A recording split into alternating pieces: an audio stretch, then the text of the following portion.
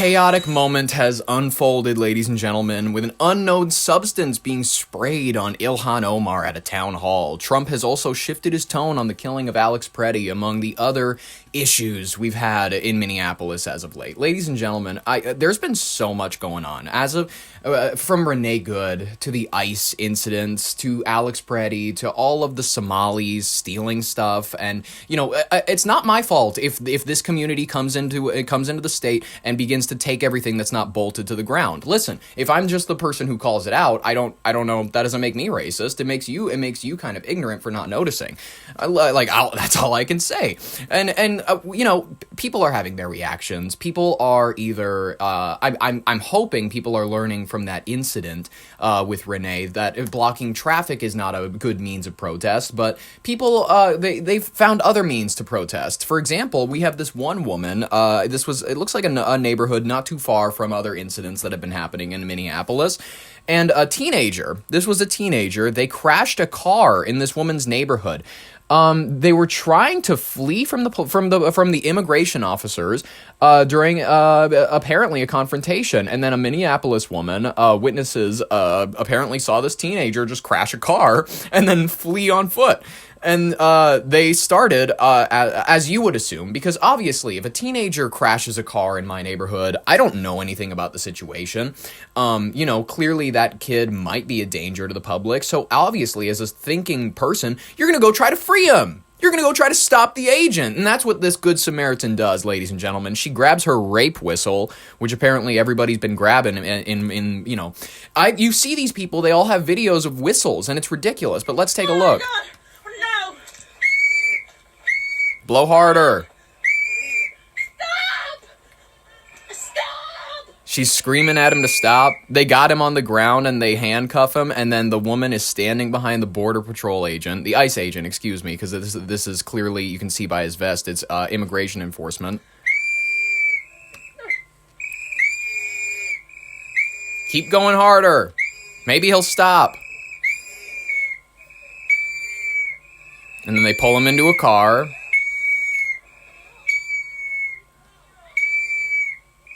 Yeah, free him! Free the kid who's crashed his car. I was sitting in my living room and I saw this. Oh, she's a tubby. She's a tubby one. You can always tell they got the two chins. Listen, no judgment here. You can see a lot of nasty people on the right who have that sort of a look to them. You know what I mean? I'm not saying it's America. Everybody has poor nutrition. It's just a fact. Everybody's eating the gabagool, as Tony Soprano would say. But this woman, she's clearly, I think she doesn't leave that. I think this is the most she's left the house in the last few months, in all honesty, because she seems like the type. Hit the tree, and as soon as they hit the tree, the car doors fling open, and two teenagers come running out. So I run outside, grab my whistle, and I start sprinting down the block to help them. Try to find them. They're nowhere to be seen. They're running through backyards, and all of a sudden they come out. Yes, because those seem like teenagers with nothing to hide. And the teenager comes and he yells for help. Help me, help me, help me. And the ICE agent ends up coming, running, and tackling him in the middle of the street. Pins him down, is speaking to him in Spanish, trying to get him to calm down. And then he arrests him. Seems like a good ICE agent if he could speak Spanish. Damn, that's a rough crash. Okay, they show... Awful! Oh, she's... Absolutely awful, and for it to be happening in Minneapolis is just so heartbreaking, but also it is so unifying. Because I know that if there's any community that is going to show up in absolutely frigid temperatures and really... be gullible. The middle finger is Minneapolis. Yes, I actually would wholeheartedly agree. That's why Black Lives Matter keeps funding operations in this city, because that's why. They know that this city is particularly vulnerable to the people who are, bleeding hearts. They're people who they'll lay down their life for people who would be willing to steal your tax dollars. It's just a fact. I don't know what else to say. It's unfortunate. No one is saying, some people are saying that they're satisfied with the way the ICE operations have been going, but I'm not. So you can't hold that charge against me. You can't. I'm sorry, I'm not one of those people, but a lot of you would like me to be one of those people, so I'm easier to hate. I'm nuanced, so, if you hate me, that just shows that you're intellectually dishonest or unwilling to look in deeper. That's okay. Listen. Could this situation have ended differently? Did they have to slug this guy in the back of the head with a round? I don't think so. You know what I mean? I don't think anybody's making that argument. A chaotic scene then unfolded at a local town hall. If you didn't already know, it involved the representative Ilhan Omar. The congresswoman was addressing a crowd. An unidentified man, unidentified at the time of the writing of this article, she was approached by a guy, and he sprayed her with a syringe full of some strange liquid. She appeared shaken. She didn't freak out or anything like that. Like, I will admit this, she seemed ready for it in a weird way, because she charged. You can see from the video, she charges at the man yelling at her, which, admittedly, to me, I go, okay, I understand that maybe your instinct is telling you to do that. I don't know any person who would then, after being sprayed with potentially acid, charge the man who just did that. Maybe she's a fighter. Maybe she's a real fighter. ICE could not be reformed. It could not be rehabilitated. We must abolish ICE for good. Wrong. And DHS Secretary Kristi Noem must resign or face impeachment.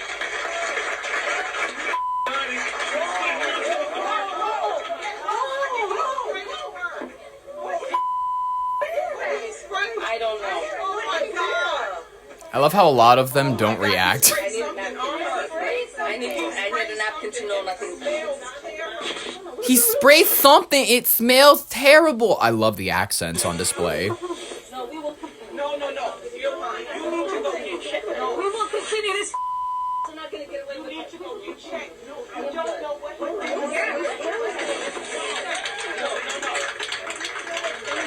If she wants to keep going, let her keep going. That's whatever it is smells so bad. She needs to go get checked. I don't know That's what they want. Give her a tad pin. Give her a tad pin. about your safety. No, he sprayed police. You need to go get checked. Yeah, and it smells terrible. We're going to keep talking. Just give me 10 minutes. King shit, I mean, good for her for continuing the press conference. I think that was a pretty baller move, in all honesty. I gotta give her credit. I don't agree with her on a lot of her policies, but damn, to keep that press conference going for, I think it was another 10 minutes, solidly. And then she goes out and she's like, I survived a war. I should be fine with just a little intimidation. And I go, that's pretty badass of you. Good on ya.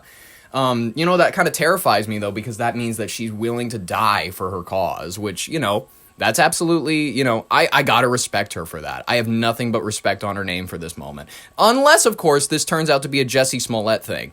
It's not a shooting, so I feel like it's harder to, it would be easier to fake, you know what I mean? But I'm not gonna throw out that criticism, because that guy, he looked like a Republican. I'm sorry. I judge people for looking like liberals. I have to judge people for looking like Republicans. He had the build, he had the face. I'm sorry. Overnight, President Trump telling ABC News in a late-night phone call he believes his administration can still finish its immigration enforcement operations in Minnesota in a, quote, de-escalated form. The president telling me in an exclusive interview, we'd like to finish the job and finish it well, and I think we can do it in a de-escalated form. A lot of the hardest work is already done. The president praising his administration's efforts on the ground. Amid a shakeup in leadership in Minnesota, I asked the president what the American people can expect to be different with Border Czar Tom Homan now in charge instead of Homeland Security Secretary Kristi Noem. She was never a great face for this operation. I hated her when I had to fly last year. It was August, and I was at the Fargo Airport, Minneapolis, and Cincinnati Airport.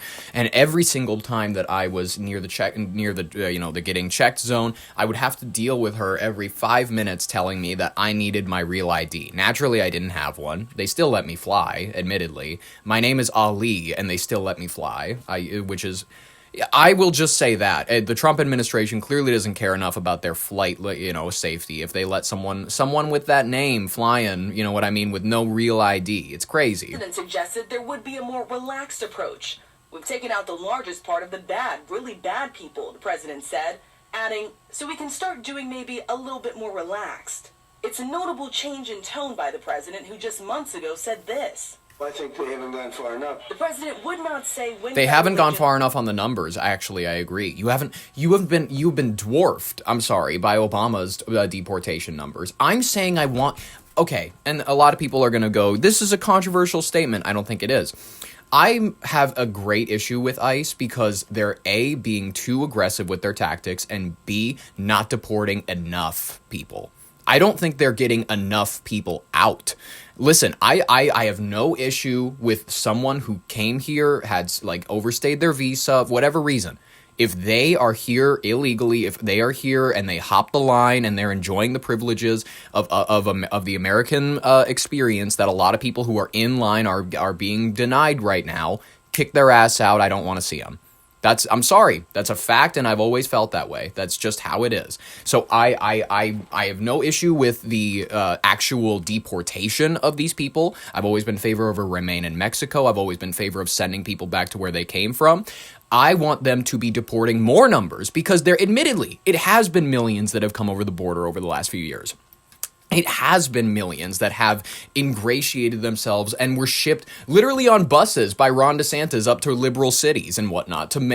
That's how Republicans got revenge on Democrats for letting the flood come in. They began to bus them up to Democratic cities like New York, Massachusetts, whatever, Boston. That's my point. This is a trackable trend. This is something you can observe. You can actively see it in your daily life if you go out and try to witness it. I will say also, it is ridiculous that polling places are one of the protected spaces from ICE agents. That apparently means, according to the government's own suspicion, there are enough illegal people in voting places to where you could launch a raid by ICE agents on a polling station and find illegals. According to their own logic, polling places are full of enough illegals to, like schools, like churches and everything, to the point that you could launch a raid and actively find one or two in any polling place. That's why their opinion is like it needs to be a protected space. I don't know. That's their words, not mine. Their words, not mine. Would leave Minnesota, saying he's asking the governor to hand over criminals. The president telling me when they're out, and there will be a time coming in the not-too-distant future, then we go on to something else, leaving the door open to other states.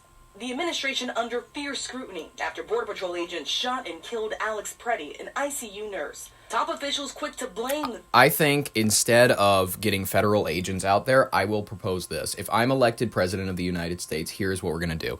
We're going to abuse the sheriff system in a very similar way that the Obama administration did, except I'm going to go through police individual agencies. I'm going to go town by town. I'm going to go sheriff by sheriff, and I'm going to institute the largest door-by-door campaign to check people's papers. Because if anything, they will have them at home. Or if you do not actively have them present to show to an agent, you have 6 months at the very most to produce that information. Otherwise, you're coming with us to a camp. You're coming with us to somewhere where we can verify you. You at least have a social security number that you can give us. You have something. And if you don't have it, get in the van. I'm sorry to say it. This thing, it's not wide enough, it's not big enough, and it's not actively catching enough of them. They are hiding among neighborhoods. They are hiding in apartment buildings, and you have to go door by door with the personal city's police force. That way, they can not say, oh, this is the federal government rounding people up. This is individual towns and cities rounding up their own illegals and then sending them to a greater holding facility that is for every individualized state. And I think that if we institute this practice where, say, after we figure out you're here illegally, we grab you, we put you to the back of the line. That's how it goes, back of the line. You hop the fence and you broke the law, you're going to the back. That's how it works, and that's how it's going to work. We revamp our immigration court system so we can actually move people through it. We institute a thing where we gotta onboard more judges. We gotta get more students training to look at immigration cases. That's my whole administration would be around the idea that immigration in this country has gotten out of hand. The circular flow idea that a lot of people from the Clinton administrations wanted to institute and wanted to keep around, that can't work. And it was a fantasy then, and it didn't work at the time. But it was the populations of each country were low enough to where the effects weren't bad enough. But we're dealing with a population explosion in a lot of other countries. So I'm sorry to say it, that is exactly what Trump needs to do here if he wants any meaningful change, and if he wants people to actively support the deportation of illegal immigrants, which, by the way, is a 90-10 issue. Most Americans agree that you should deport people who are here illegally. 37-year-old Stephen Miller labeling Preddy an assassin. And Homeland Security Secretary Kristi Noem saying Preddy committed an act of domestic terrorism. Earlier in the day in Iowa, the president did not disavow those comments, telling me Preddy, who was a legal gun owner, should not have been armed, calling the incident very unfortunate. Do you agree with the assessment from some of your own officials that Alex Preddy is a domestic terrorist or an assassin? Well, I haven't heard that, but certainly he shouldn't have been carrying a gun. Video evidence so far shows he never drew or even reached for his weapon. Several gun rights groups dismissing the president's notion. Gotta love the National NRA. Rifle Association saying all law-abiding citizens have a right to keep and bear arms anywhere they have a legal right to be. Fuck yeah. And this morning, Senators Tom Tillis and Lisa Murkowski becoming the first Republicans to call on Noem to step down. I've lost confidence in her. She's got to make her own decision, or the president does, but she has taken this administration into the ground on an issue that we should She all- has. The president defending Noem, telling me she's done a fantastic job. She hasn't. I'm Attacking sorry. those Republican senators. I know he wants to defend the people in his administration. She's got to go. She has to go. You need someone who is a operator, who has a decent public profile. You need someone like Tom Homan, though, who doesn't give a shit what people think about him. You can't have someone who's been up here who has 15 head surgeries in order to make herself look young again. You can't have somebody who's egotistical, because then they're going to be extremists. They're going to be the least mindful individuals. You need someone who's just kind of like, I don't give a shit. I'm going to come to work probably not wearing a tie. And them, quote, losers, stating they're terrible senators. One is gone, and the other should be gone. Tillis, of course, is not running for re-election. Stephen Miller, the president's top advisor, did travel with him to Iowa. In a statement to ABC News, he said initial statements from DHS were based on reports from Border Patrol agents on the ground and suggested the administration is now reviewing whether there was a breach of protocol in this incident, Robin. Insightful reporting from you as always. Thank you, Rachel. Thank you, Rachel. Yes, Christy, if you want to do your party any service, step down. Come on home. Come home to South Dakota. You know, you probably won't get the warmest welcome. I was talking, bitch. My next clip just tried to play when I was talking. All right, anyways, I guess it wants to be talked about that badly. Ladies and gentlemen, bananas and rice. So I'm Somali. I'm proud to be Somali. To me, being Somali isn't just eating bananas with rice. Really? It's a lot. It's like it's an interesting thing. It's very hard to describe what it means to be Somali and what it means to be American. But Really? it's like a cultural fusion. It's kind of like the bananas and rice. Yeah. You know, people don't really see, like, you know, it's you know, people don't think, oh, you can eat bananas with rice, but that's what it's like to be Somali and American. It's like Really? that combination of banana and rice, but you're gonna get what I mean. Yeah, I get exactly what you mean, sweetie.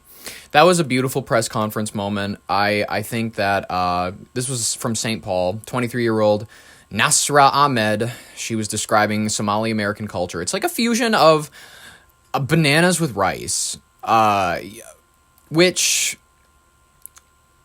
I mean, I personally, I don't think that it sounds very good, but does that make me racist? It might. It really might. In our final bit that we're going to cover from the Twin Cities, because it's full of news, the Rebel Loon is becoming the most popular request at tattoo shops in the Twin Cities. This is the most cringe shit I've seen in my life, and I would love to stand on this hill till I die. A lot of tattoos are gay and lame because a lot of people give no thought into what they really mean. A lot of people, and unfortunately, it's like a trend. I know that Pete Davidson, he reversed the trend by getting all of them removed, but the damage was done. He did King of Staten Island when he had all those tattoos, so the cultural influence is already out there. Like enough 20-year-old junkies think that it's perfectly fine to tat up their body, and they can do that, and I have no judgment towards them, except for the fact that it doesn't look good most of the time. It actually looks really bad, but I love it. I think that it's cool that a lot of people do it. I think, but if you sleeve shit out, that's, or if you do a tattoo that has like a really silly meaning, then I think that everybody can get behind the idea that tattoos are gay and lame. I'm sorry, you're not a Maori warrior who had like the tap style tattoo done to you like they show in Moana. You didn't have that. You're not a warrior. You sat and you had some fucking skinhead, you know, put a needle against your arm for 45 minutes or however long. I don't know how long tattoos take because I'm never going to get one, in all honesty. Well, weather hasn't stopped people from visiting the memorial for Alex Preddy on Nicollet Avenue. Many people are upset by not one, but two fatal shootings in this community. Some people do say they are hopeful, though, that things are trending towards peace. Others are choosing to wear that hope on their sleeve. I would like to wear that hope on my sleeve by performing a performance real quick. This is Fun Fun Fun by the Beach Boys, performed in honor of the fallen hero and icon of the Twin Cities, Renee Good. Well, she's got her daddy's car and she cruised through the hamburger stand now. Seems she forgot all about the library like she told her old man now. And with the radio blasting goes cruising just as fast as she can now. And she'll have fun, fun, fun till her daddy takes the T-Bird away. Do you think she called her girlfriend daddy? That was just a question. That's like an ace now. She makes the Indy 500 look like a Roman chariot race now. A lot of guys try to catch her, but she leads them on a wild goose chase now. And she'll have fun, fun, fun till her daddy takes the T-Bird away. Drive, baby, drive. That was for you, Renee. It's better than the song that I had for George Floyd. Watch it in slow motion as you turn around and say, take my brother away. Oh, I love this song. Take my brother away. That one's for you, George. Love you. Photojournalist Nick Luneman and Jason Rantala show us the online design that is becoming a popular pick at tattoo parlors. What started as a sign of resistance, showing up as profile photos across platforms. Oh, goofy. I was having a very emotional day that day. And oh, this poor guy. I was having a very emotional day that day. Okay, so this bald guy, I'm going to put this clip in the description because everybody deserves to see this. He is sitting in his room. It's decorated with Star Wars and toys and just memorabilia from like kid shows. And like I go, okay, your media literacy hasn't advanced very far. You know what I mean? I'm not seeing any Dostoevsky. I'm not seeing any Greek philosophy back there on those shelves. I see just like a lot of nerd shit, and this just seems like a dork in his room. He seems like me in 2019, 2020. You know what I mean? Just like peak George Floyd Ollie, who was like ready to go out in the streets and die for an illegal immigrant who would stab me in the neck. Decided that I needed to do something to mark the moment. Has now started showing up on skin. The image is called the Rebel Loon, Minnesota state bird inside a symbol many will recognize. From spread like wildfire. Tattoo artists across the Twin Cities say they've been seeing it more and more. Oh my God. Like, this is iconic. This is so inspiring. I got chills the first time I saw it. For people like Jessica Haug, the design represents home and hope. Loons are graceful, beautiful. They're also powerful. So powerful for it got gay. Sean Cardell's attention. It's a unification of the two symbols. You've got the rebellion symbol that me, especially as a Gen X kid who... A Gen X kid. I watch Star Wars, and I, for some reason, haven't been able to find anything that's quite as interesting as that lore universe. Like, Jesus Christ, read Dune. Star Wars in 1977 when I was 5. It's a symbol I have grown up with. Of course it is. It's now one symbol of many. Phoenixes and meadowlarks adopted state by state. Watching for all of cringe. these other people in other states starting to repeat it with their own state birds. This past weekend, Gothic Night turned ink into action, fundraising more than $6,000. We have time and we have skill, and we have art to share. We have for estimated 150 people cringe. show up that we did not anticipate, which is a wonderful... They get this and they go, by the way, the most either like Norwegian or the most like racially ambiguous guy you know in your life gets this tattoo. He is like, it's big bearded fellas or it's guys that have like, what's it called? I'm trying to picture it in my head. Whatever. You get my image that I'm painting. And they have it sleeved right up on the upper bicep. And they're like, fucking, I got this during the second Trump administration. Or should I say the second Hitler administration. Now I show this shit off to let everybody know that I'm a rebel. A problem to have. But for the people getting the tattoos, this isn't about money. Realistically, you don't commit to putting something on your skin forever.